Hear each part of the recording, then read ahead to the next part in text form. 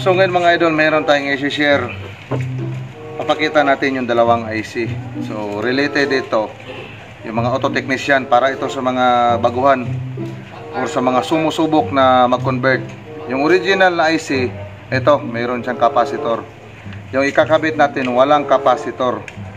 So ang original na nakakabit na IC, mayroon siyang capacitor. So makikita natin sa kanyang rectifier diode, meron siyang, pakakita natin, yung kanyang exciter ay isang wire lang na naitawid. Yan o, papakita natin, may isang wire lang na naitawid. So capacitor type yan. Ngayon, kung bibili tayo ng IC na wala siyang capacitor, ito, kagaya rito, wala siyang capacitor, i-diretso natin yan salpak sa ganitong rectifier, ang mangyari, hindi yan, yung battery sign na makikita natin pag on sa susi sa dashboard, hindi yun mamamatay, pero kumakarga. Minsan, diinan mo pa ng gusto bago siya kakarga. Pero, yung battery sign, hindi siya mawawala. Yung gagawin natin, ito, i-convert. Meron tayong ilalagay rito na tinatawag na triodiode, yung maliliit na diode. Related ito sa mga auto technician. Magbibigay tayo talaga ng magandang knowledge video ngayon dahil ilang beses na nangyari sa kaibigan natin na auto technician. So nahirapan sila. So pagdating dito sa shop, natatawa sila pagkatapos mai-convert dahil easy lang. Meron lang tatanggalin dito, tapos may ilalagay tayo. Kagaya nung sinabi ko na IC type na meron siyang capacitor, magko-convert tayo na walang capacitor. So kung halimbawa baguhan ka na technician, itong IC na ikakabit natin ay Starex type to, 110 amps at saka 90, itong klase yan. So papakita natin yung kanyang rectifier. Yan, apat yan. Yan, apat na diode. Yan. So ito, madalas may exciter to.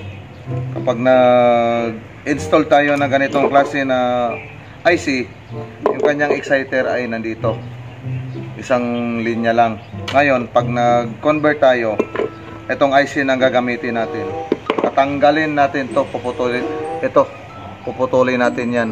Tapos mag-install na tayo ng triodiode. Ganyan lang. So papakita natin kung paano mag-install ng triodiode. Yun. So ngayon mga idol, ito, papakita natin yung ikakabit natin na triodiode. So ang tawag ko rito ay N5. Yun, N5. So iwan ko lang kung anong tawag sa ibang technician dito, pero ito ang ikakabit ko. Ganyan siya. Yan, kakabit natin yan.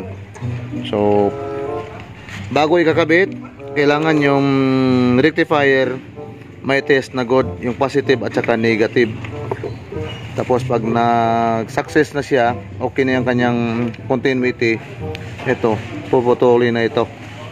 Yan, puputulin itong connection na to, saka na mag-install. Tapos test na naman uli. Ito nga pala ang connection ng exciter. Ito ang steady power. Yung connection nito, dapat may lalabas siya rito. Ganyan ang pag-install din. Kasi may connection yan dito sa may ilalim yan. Dapat malinis. Tapos ito ang exciter. So pa-i-install ko muna sa ating mga warrior. Yan o, present lahat. At this time mga idol, yung mga warrior na ang tumitira ng rectifier. Unang ginawa ay pinutol ng ating warrior yung original connection na exciter. So pagkatapos positioning kaagad saan ilalagay yung triodiode natin. Kapag naikabit na natin mga idol yung unang triodiode, sunod-sunod na yan sa pangalawa hanggang sa pangatlo. So yan, makikita natin yung positive ay nasa bandang likuran. Pagkatapos mahinang, dito na, testing time na. Back to square one tayo mag-test mga idol. Uunahin natin yung negative or positive, hanggang sa rectifier, assembly, diode, pati exciter na naikabit natin para sure ball kung gumagana ba talaga siya. So kahit na itest na natin kanina, bago pa tayo mag-install ng mga new exciter diode, hanggang sa pagkatapos magte-test pa rin tayo. Hindi pwedeng hindi magte-test dahil magkakalapses talaga, lalong-lalo na kapag mainit yung pinaghihinangan natin. So ngayon mga idol, ito isa-isa na ititesting natin yung rectifier assembly mula sa positive hanggang sa negative. So ito, tinetest natin yung 4 na diode ay okay naman, lahat ay pasok sa 400. So yan, tatandaan natin yung pagtetest, kailangan kung 400 siya, yun ay 400 lahat. Dito naman, pag nagpalit tayo ng rod, kailangan walang contact. So yun, dito sa may posisyon na to, ito naman yung rectifier connection niya. Ito yung kanyang exciter, isa. So dito sa may pangalawang posisyon, ito ay blanco. Ibig sabihin common yun. Sa may pangatlo at sa pangapat, ito yung sa may exciter. So babaliktad natin yung rod, dapat walang contact. So yun, ibig sabihin all goods lahat ng ating ginawa. Yun, oh. Na-assemble na ngayon ng ating mga warrior. So fix na yung ating rectifier. Yan, pati yung IC na bagong kabit natin. So pagkatapos dito, yan, may rotor na ina-assemble. Nirewind ko kasi yan. So assemble natin. Doon na natin makikita yung function talaga ng Magic Eye, dahil nag-convert na tayo dito sa IC na walang capacitor type.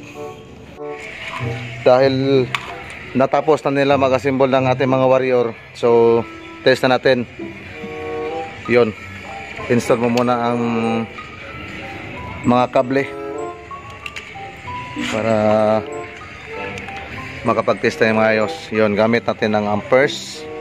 Yan, meron din tayong ilalagay dyan na Magic Eye, yung battery sign. Okay. So ito na, may umilaw na yung Magic Eye natin. So set up na rin yung amperes, yung main cable natin para sa kunwari ay engine. Ito yung kunwari natin ay engine. Sige, ayan, pag ng susi umilaw. Sige, start. Kunwari start. Iyon, kumarga siya. Sige, start uli. Namatay yung Magic Eye, umandar ang ampere gauge. Iyon, oh, bingo. So ready to pick up na. Kumarga siya yung amperes. Yan, ito yung ampere gauge, ito naman ang Magic Eye. So pakibunot, successful job. Iyon, oh, yun lang ang panghalimbawa.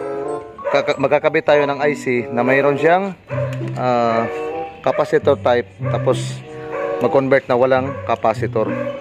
So ayun lang mga idol. So shoutout sa lahat ng mga followers natin. So yun, oh, God bless.